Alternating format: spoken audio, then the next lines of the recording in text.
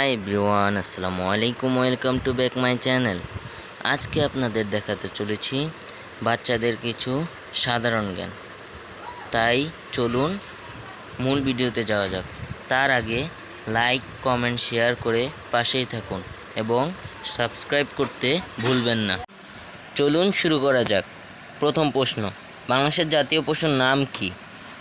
উত্তর, royal Bengal tiger.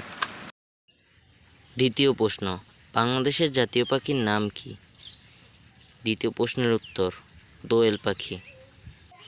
তৃতীয় প্রশ্ন, বাংলাদেশের জাতীয় ফলের নাম কি? তৃতীয় প্রশ্নের উত্তর, কাঁঠাল।